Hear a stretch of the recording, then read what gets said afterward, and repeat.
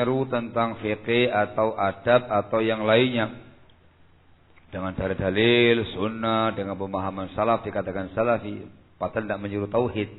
Ya kan ketahuan dari kesehariannya bagaimana tauhidnya, bagaimana bagaimana manhajnya, bagaimana akidahnya.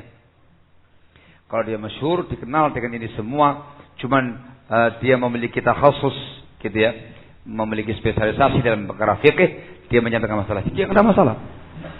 Tapi semua tahu dia akidahnya benar, tauhidnya benar, manhajnya benar. Tetapi kalau dia hanya fokus fikih saja, mengesampingkan yang namanya akidah dan yang lain-lainnya, ini yang keliru. Ini yang keliru. Barakallahu fikum. Allahu tabaraka wa ta'ala alam bis-shawab.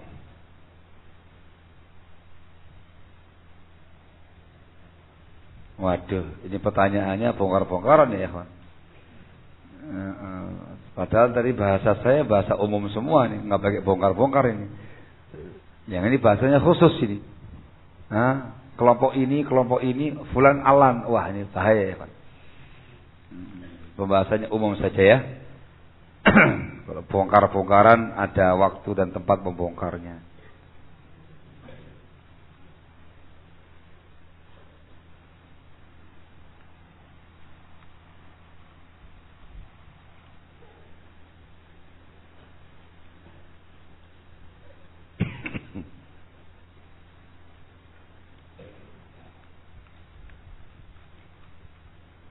Apa hukumnya berobat ke rumah sakit dengan menggunakan KIS, kartu Indonesia Sehat dari pemerintah? Apakah sama hukumnya? Setahu saya yang namanya KIS ini dikeluarkan oleh pihak pemerintah kita menyasar untuk masyarakat yang memang nggak mampu, masyarakat fakir miskin. Setahu saya KIS ini subsidi murni dari pihak pemerintah. Maka ketika Anda memang mustahik KIS, ya, yang berhak menerima KIS karena kondisi Anda memang orang yang fakir miskin, tabas. Antum menggunakan KIS ini dikarenakan dari pemerintah. Tapi misalnya bantuan pemerintah ikhwan itu halal dalam Islam. Barakallahu fikum. Dimasukkan dalam kategori baitul mal. Barakallahu fikum. Tapi kalau Anda ini orang yang ngaku miskin, ngaku fakir, Anda punya kemampuan gitu ya, pakai KIS, Anda khianat, tidak boleh. Anda menggunakan yang bukan haknya Anda. Barakallahu fikum. Jadi tolong persepsi dirubah. Khawatir ada yang nggak beres. Jangan dianggap dan jangan diyakini semua yang dari pemerintah nggak beres. Keliru juga ya kawan. Antum jangan terlalu arogan dalam masalah seperti ini. Dilihat bagaimana poinnya. Kita menggunakan pandangan syariat, bukan menggunakan pandangan perasaan atau akal semata. Ketika itu perkara yang mubah dalam Islam, dipakai. Ketika perkara yang nggak mubah, ya jangan dipakai. Kita menggunakan bimbingan syariat. Barakallahu fikum.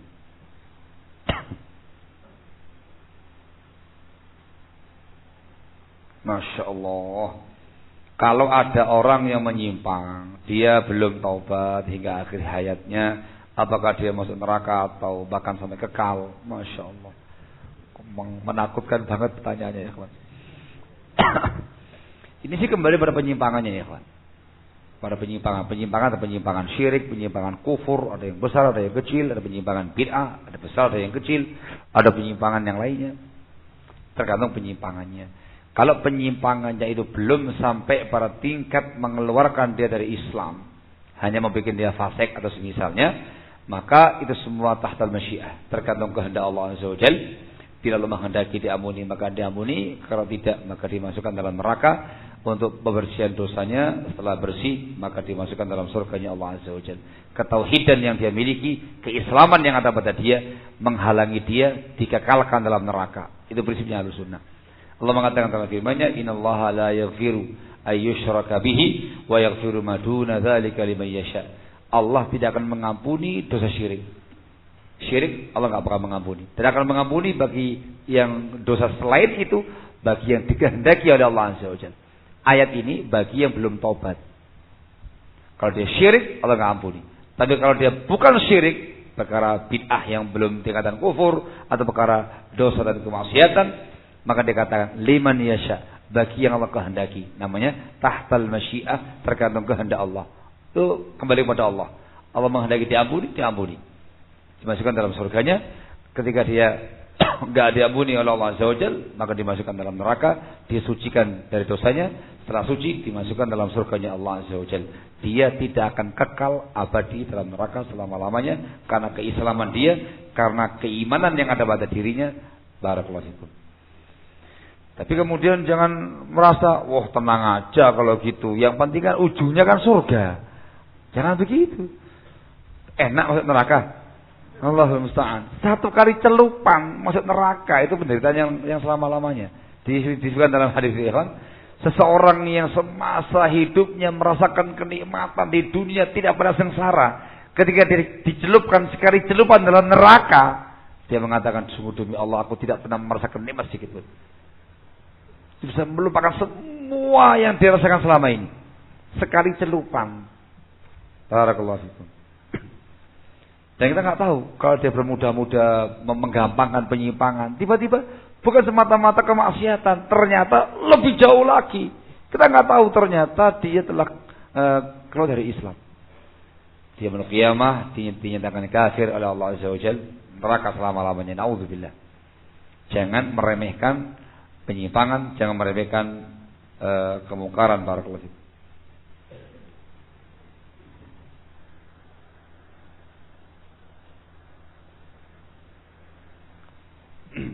Masya Allah. Dakwah salafiyah sering disebut Wahabi. Mereka menganggap yang pertama membantah Wahabi adalah saudaranya sendiri, Sulaiman bin Abdul Wahab. Dia yang pertama menyebut istilah Wahabi, Wahabi sesat. Apakah benar? Masya Allah. Baca sejarahnya tolong yang tuntas, jangan separuh-separuh. Yang kedua, baca sejarahnya dari sumber langsung pelaku sejarahnya. Jangan dari musuh-musuh sang pelaku. Barakallahu fikum. Terkait dengan dakwah beliau, ini sudah dibukukan oleh para ulama kita, buku-buku tebal-tebal, mengungkap fakta sejarah yang sesungguhnya, langsung dari sumber aslinya, bukan dari jauh memandang, menilai dan segala macam. Yang memandang dari kalangan kaum orientalis ketika itu. Barakallahu fikum.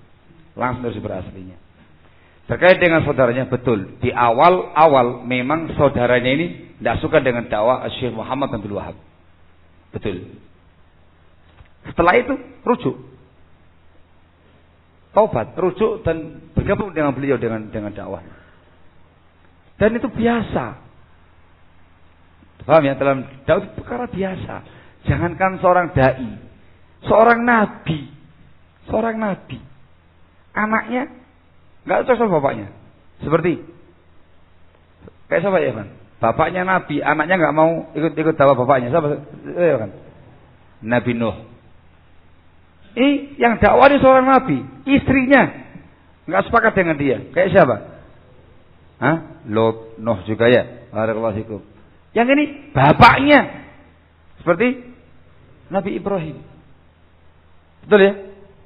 Itu gak ngefek. Yang dibahas adalah terkait dengan ideologinya. Barakallahu fikum. Kenapa kau dikatakan sebagai Wahabi? Mohon maaf, yang pertama kali mengatakan itu adalah Wahabi adalah dari kalangan kaum orientalis, orang-orang kufar pada masa itu. Barakallahu fikum. Nah, ya kan.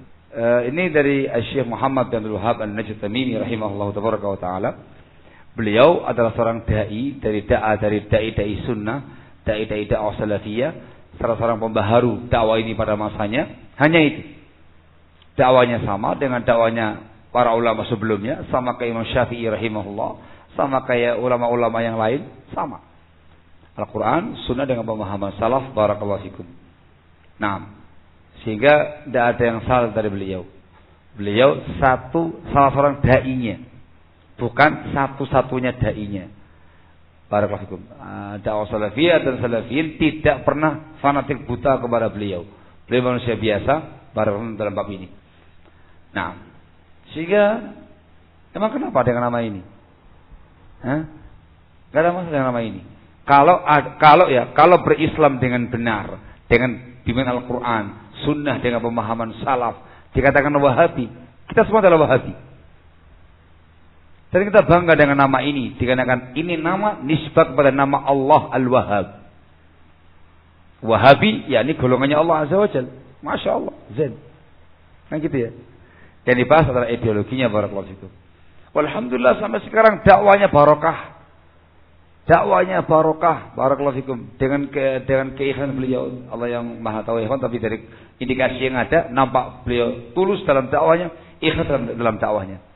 Sampai sekarang negaranya ada. Barakallahu fikum, negara Mamlakah Arabia Saudi, itu barokah dakwanya beliau. Barakallahu fikum. Di zaman sekarang ini yang mencintai negara itu muslim. Bagus keislaman dia. Kalau saya benci negara itu, dipertanyakan keislamannya. Kenapa? Di situ ada Ka'bah. Ya, ada Ka'bah di situ. Ada Masjidil Haram di situ. Ada Masjid Nabawi di situ. Kok ada seorang muslim yang benci negara itu, dipertanyakan keislamannya. Ada apa dengan Anda? Barakallahu fikum. Wallahul musta'an. Ini semua adalah nama-nama yang disematkan oleh musuh-musuh dakwah dari kalangan kaum orientalis ketika itu. Yang benar kita menggunakan nama dakwah Islam, dakwah sunnah, dakwah nabawiyah, dakwah salaf. Barakallahu fikum.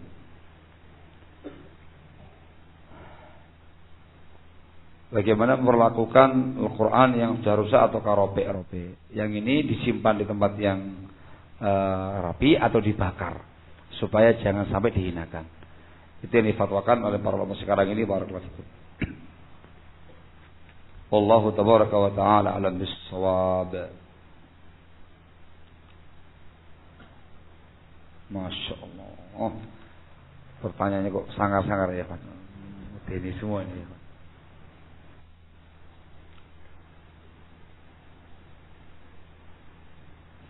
Ini juga ini. Bisa? Oh, ada lagi. Masya Allah. Tapi harus nggak ada lagi ya kan. Sekadang seneng lah ya kan.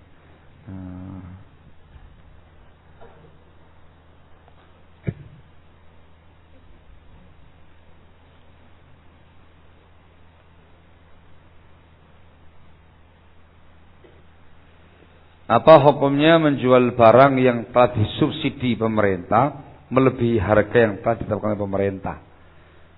Saya mau tanya, kalau ketahuan pemerintah diapakan? Tersiduk atau dibiarkan? Tersiduk. Berarti Anda melanggar aturan.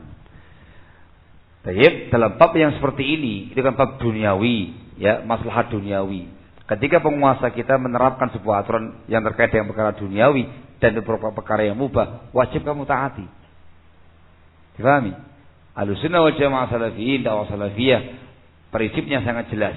Mendengarkan, mentaati, mematuhi penguasanya selama bukan dalam perkara kemaksiatan. Dalam urusan agama atau urusan dunia. Sami'na wa ata'na. Dan hukumnya wajib. Tetapkan harga sekian, jangan lebih. Sekian jangan lebih. Anda mampu jual segitu, jual, gak mampu ya sudah cari jualan yang lain. Kita aja kok repot. Dipahami misalnya ya. Kalau Anda melanggar aturan pemerintah dan itu berdosa. Paham enggak? Tapi kan Ustaz, kalau saya jual sesuai dengan harga yang itu kan saya kan untungnya sedikit.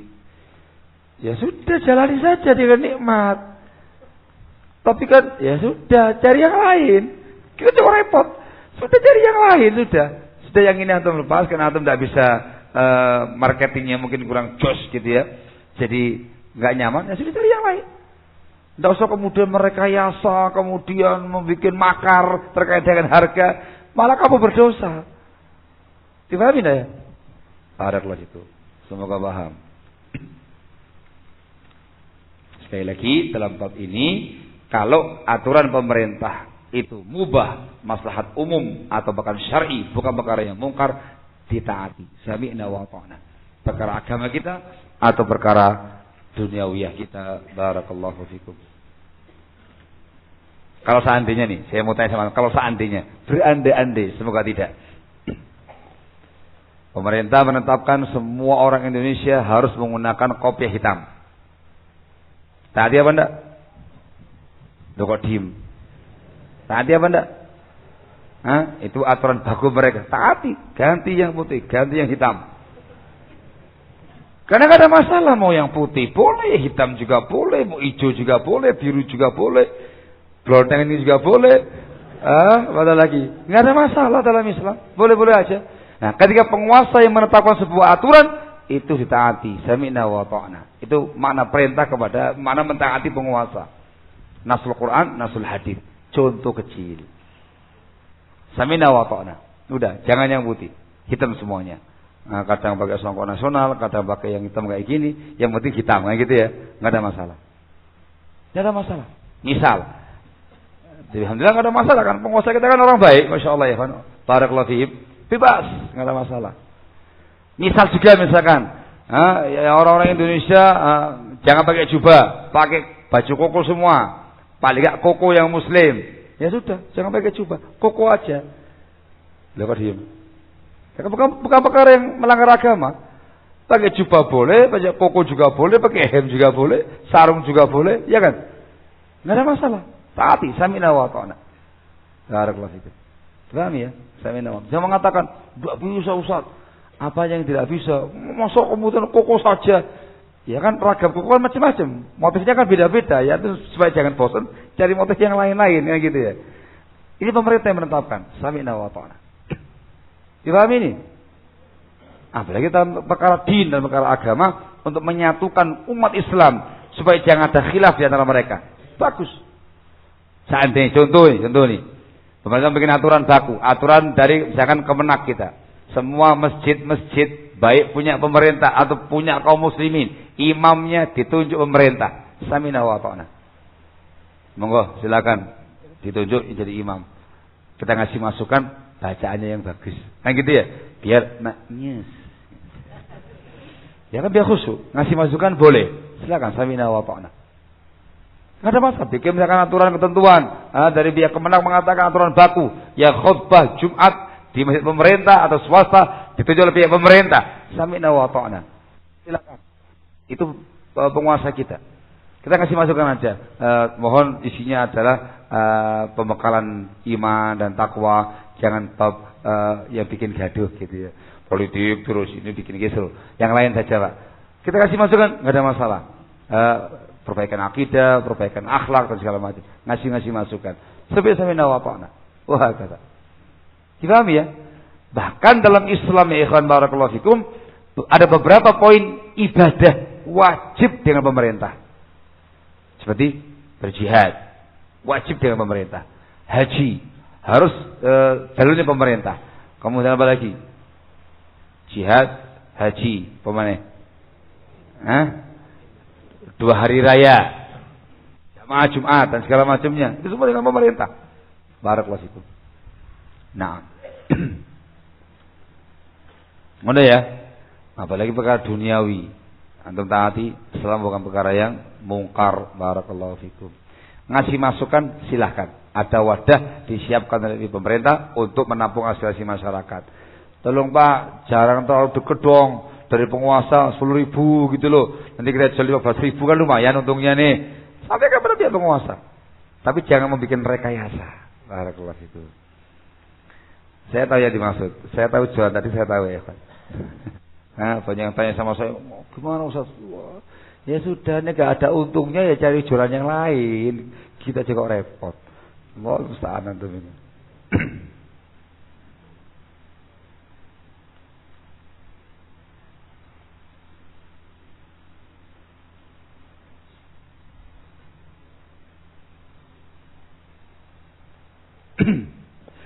Apakah penguasa yang tidak kembali kepada Allah dan Rasulnya dalam menghukumi berbagai perkaranya adalah bukan ulil amri dari kalangan kalian menjadi muslim, yang dengan demikian keadaannya menjadi tidak wajib taati? Kata siapa? Pemahaman siapa ini? Pemahaman siapa ini? Coba diam. Katakan pemahaman siapa ini? Datangkan kepada kami ayatnya atau hadisnya yang mengatakan kalau demikian keadaannya nggak kamu taati. Pemahaman siapa ini? Coba diam.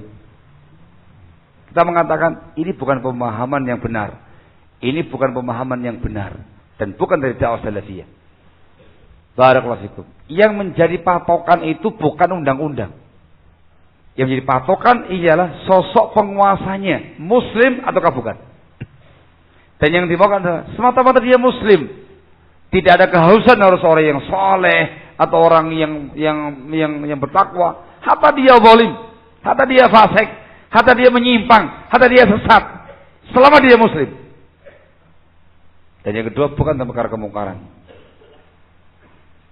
Sami'na wa ata'na. Dasarnya hadis dalam Bukhari Muslim, sebagian lafaznya dalam Sahih Muslim dari Hudzaifah ibn al-Yaman radhiyallahu taala anhu arba. Nabi kita Muhammad sallallahu alaihi wasallam memberitakan dalam hadisnya tentang penguasa-penguasa yang seperti ini. Beliau mengatakan sayakunu ba'di umara, akan muncul, akan ada sepeninggalku nanti para penguasa yahtaduna bi ghairi hadyi wa yastannuna bi ghairi sunnati. Mereka tidak mengambil bimbinganku sebagai bimbingannya, tidak mengambil sunnahku sebagai sunnahnya. Wa sayaqumu fihim rijalun, dan akan tampil tengah-tengah mereka sosok penguasa. Qulubuhum qulubus syayatin fi jismani insin. Hati mereka hati setan dalam bentuk badan manusia. Ditanyakan oleh para sahabat, ya Rasulullah, apa yang harus kami lakukan bila mendapati penguasa yang seperti itu? Beliau mengatakan, isma' wa ati', dengarkan dan taati penguasa kamu. Wa in duriba dhahruk wa ukhidha maluk, walaupun punggung kamu dicambuk, harta kamu dirampas, fasma' wa ati', dengarkan dan kamu taati. Ini pemahamannya Rasul, sabda Rasul sallallahu alaihi wasallam. Penguasa yang pertama, undang-undangnya rusak. Tidak menggunakan undang-undang sunnah Rasul. Tidak menggunakan undang-undang bimbingan Rasul. Bahasa kamu tidak menggunakan undang-undang Islam. Satu. Ditambah lagi, penguasanya kayak setan. Itu kan sebuah bahasa yang menggambarkan betapa kejamnya dia. Betapa kejamnya, betapa bengisnya, betapa lalinya, betapa pokoknya setan sudah orang ini. Rasulullah mengatakan demikian. Itu rusak dari semua sisinya. Terkait dengan undang-undangnya rusak, terkait dengan orangnya zalim, bengis. Tapi lihat ketika ditanyakan oleh para sahabat, apa yang harus kamu kerjakan mendapati penguasa seperti itu? Rasul mengatakan dengan tegas, dengarkan, taati, patuhi penguasa kamu. Walaupun dipukul punggung kamu, kamu disiksa, dianiaya, dan walaupun dirampas harta benda kamu, dengarkan, taati dia. Masih kurang? Itu yang disebutkan dalam hadis sabdanya Rasulullah SAW. Saya katakan, pemahaman siapa yang seperti ini? Ini bukan pemahaman dari Islam, bukan pemahaman dari dakwah salafiyah sedikit pun. Barakallahu fikum. Paham tuh? Inilah yang bisa kita katakan adanya benih-benih barakallahu fikum yang seperti ini, itu muncul dari sebuah pemahaman sebelumnya, pemahaman takfiri yang keblinger. Mengkafirkan penguasa dengan tanpa hujjah, dengan tanpa dalil yang jelas. Dari sini akhirnya muncul yang seperti ini. Barakallahu fikum. Mohon maaf, ini bukan dari Islam sedikit pun, bukan dari dakwah salafiyah sedikit pun. Rasul tidak demikian penjelasannya. Jangan diikuti pemahaman yang seperti ini, ikuti pemahaman disampaikan Nabi kita Muhammad sallallahu alaihi wasallam. Jangan mengatakan, waduh menderita Ustaz. Ya iya. Mau dicambuk kok, ya menderita. Mau dirampas hartanya, ya menderita. Tetapi prinsip ini ketika kamu terapkan, wahai kaum muslimin, wahai anak-anak bangsa, semua umat Islam berkhusus ya di negara ini, dan semua anak bangsa di negara ini dari ujung Sabang sampai ujung Merauke, mereka semuanya sebagai warga negara yang taat, warga negara yang patuh, warga negara yang mendengarkan penguasanya selain perkara yang mungkar. Dampak positifnya luar biasa. Kondisi itu akan tenang, akan tentram, akan damai, tidak ada gejolak. Semuanya taat, semuanya patuh. Tidak bakal ada gerakan separatisme. Ada, itu pembangkang semuanya itu. Taat-taat orangnya. Tidak bakal ada gerakan terorisme. Itu pembangkang-pembangkang itu. Taat-taat orangnya ini. Tidak bakal ada gerakan radikalisme terkait dengan pemerintah. Taat-taat semua orangnya ini. Kalau semuanya taat-taat, patuh-patuh, kan nggak ada gejolak, tenang, damai, gampang diatur. Pemerintah bikin aturan begini untuk kemaslahatan umum, sami'na wa ata'na. Lanjut, laksanakan. Teratur. Urusan duniawiyah tertib, teratur. Urusan agama tertib, teratur. Semuanya akan tenang, semuanya akan damai, semua akan bahagia. Dan semuanya akan stabil. Barakallahu fikum. Ekonomi tumbuh kembang, kondisi aman, nggak ada gejolak. Orang jualan enak, pasar buka enak, investor masuk juga enak, nyaman. Pendidikan juga jalan dengan bagus, tempat ibadah juga nyaman, semua aman. Urusan dia zalim kayak dia fasik, dia dengan Allah Azza wa Jalla. Yang penting masyarakatnya damai, masyarakatnya tentram dengan prinsip yang satu ini. Itu yang dijaga Nabi kita Muhammad SAW. Ini yang dijaga dalam dakwah salafiyah. Kemaslahatan umat, barakallahu fikum. Dan terus terang saja dari pengalaman yang ada, penelitian dari para ulama kita, dari semua kelompok-kelompok yang ada, firqah-firqah yang ada, satu-satunya kelompok yang dengan tulus, dengan ikhlas menerapkan prinsip ini, as-sam'u wa tha'ah, hanya Ahlus Sunnah, hanya salafiyah, hanya dakwah salafiyah. Yang lain jangan diharapkan. Barakallahu fikum. Ngoten nggih? Ya, antum menderita, antum sendirilah. Sabar. Banyak doa kepada Allah Azza wa Jalla. Kondisi umat itu yang lebih dikedepankan, barakallahu fikum. Zalimnya penguasa dalam pandangan Islam itu karena zalimnya rakyat. Kejamnya penguasa karena rakyatnya juga kejam. Sehingga jangan dibalas dengan kekejaman pula. Dibalas dengan insaf, istighfar, taubat kepada Allah Azza wa Jalla, kembali kepada Allah Azza wa Jalla, perbaiki diri menjadi hamba Allah yang saleh, yang mentaatinya, yang bertakwa kepada Allah Azza wa Jalla. Bagus. Ke depan insyaallah ya ikhwan akan menjadi suasana yang tenang, suasana yang kondusif, akan diberi penguasa-penguasa yang baik. Barakallahu fikum. Ini semua ikhwan dengan nas hadis atau nasul Quran. Tidak ada sangkut pautnya dengan apapun dan siapapun. Kita tidak punya tendensi politik atau tendensi dunia, tidak ada. Semuanya bimbingan ayat, bimbingan hadis. Tulus, murni hanya untuk mengamalkan prinsip ini. Barakallahu fikum. Semoga manfaat dan semoga Allah Azza wa Jalla memberikan kepada kita semua pemahaman yang benar terkait dengan Islam yang mulia ini dengan pemahaman salaf, kembali pada Alkitab dan Sunnah dengan pemahaman salafus saleh dengan benar, dan semoga Allah Azza wa Jalla memberikan kepada bangsa kita, negara kita ketenangan, kedamaian, ketentraman, kesejahteraan dengan bimbingan Islam yang mulia, dan semoga Allah Azza wa Jalla memberikan taufik dan hidayah pada penguasa kita menjadi penguasa yang baik, penguasa yang saleh, penguasa yang adil, penguasa yang dibantu oleh Allah Azza wa Jalla, penguasa yang diberi oleh Allah Azza wa Jalla teman-teman sekitar yang juga saleh untuk kemaslahatan pribadi beliau dan kemaslahatan bangsa kita semua. Amin ya rabbal alamin. Naktafi lahuna subhanaka wa bihamdika asyhadu an la ilaha illa anta astaghfiruka wa atubu ilaik. Walhamdulillahi rabbil alamin.